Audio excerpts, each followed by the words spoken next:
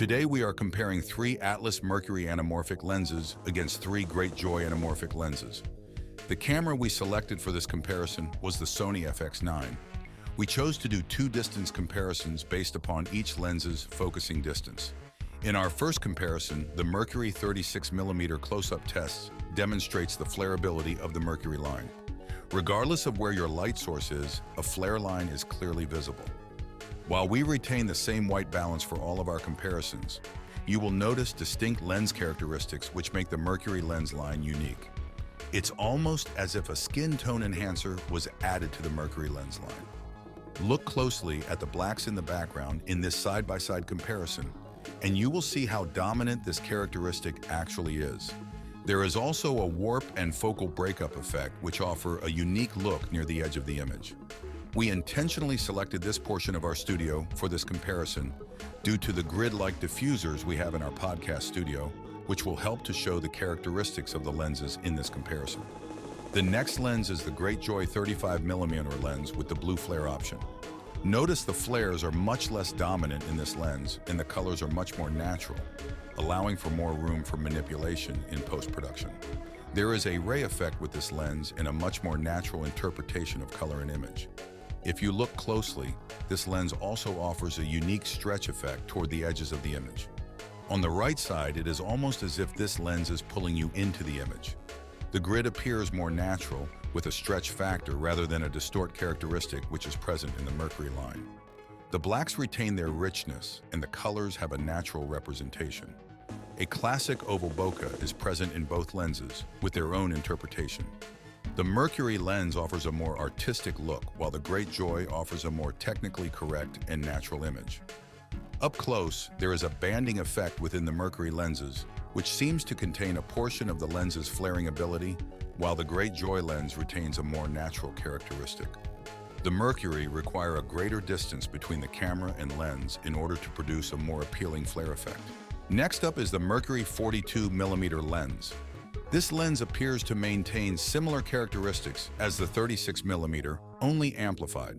The lens flares this lens produces also contain the same banding containment effect as the 36mm lens. The exception to that is when the light source is wider. This lens then takes on a new characteristic and is somewhat more pleasing and less harsh. The image appears less distorted than the 36mm lens and still maintains the same artistic characteristic. The Mercury line seems to be very consistent, while the Great Joy 50mm lens takes on a whole new set of characteristics. Notice the blue flaring on this lens is much more prevalent than it was on the 35mm lens. The bokeh and other creative variables have also taken on new identities as well. The Atlas Mercury 42 and the Great Joy Blazar 50mm lenses are definitely worlds apart. Take a look at the unique flaring this Blazar Great Joy lens offers. There is a very unique flaring characteristic which was not present in the 35mm lens. This 50mm lens would be ideal for science fiction projects and even specific nighttime scenes. While the 35mm lens offers a more toned-down flare, this 50mm lens pours on the secret sauce in a very creative way. Like the 35mm, this lens also maintains technical aspects as well. Given the build of the 2 lenses is so different, I honestly expected many technical differences to appear within the images they produce, yet somehow they do not. What does appear is a new set of characteristics. At 72mm, the Atlas Mercury lens begins to shine. This 72mm lens begins to take on characteristics you would see in a lens costing 10 times the Mercury. Even though this lens is an amber flare lens, there is a unique blend of color within its lens flares. This lens has a very unique and artistic look, yet still blends into the Mercury lens line flawlessly. So far, this is my favorite Mercury lens. This lens is sharper than the 36 and 42, which fall on the softer side. This lens still possesses the imperfections of the 36 and 42, yet boasts a more cinematic look of that of a Master Prime. This lens makes me impatient for the arrival of the rest of the Mercury lens set.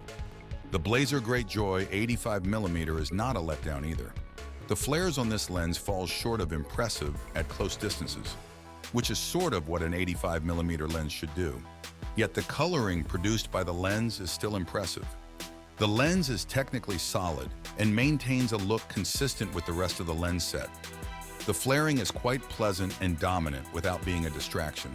At farther distances, this lens offers the same technically correct image as its predecessors, yet the flares are brought back into reality. This 85mm lens offers a very creative look at a very affordable price.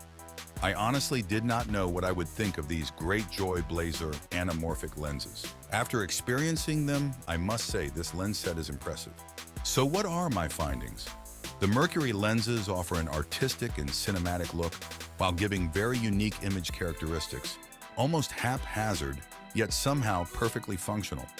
The 36 and 42mm lenses were living in the imperfect world in a somehow pleasing way. This lens set was definitely made with the artist in mind.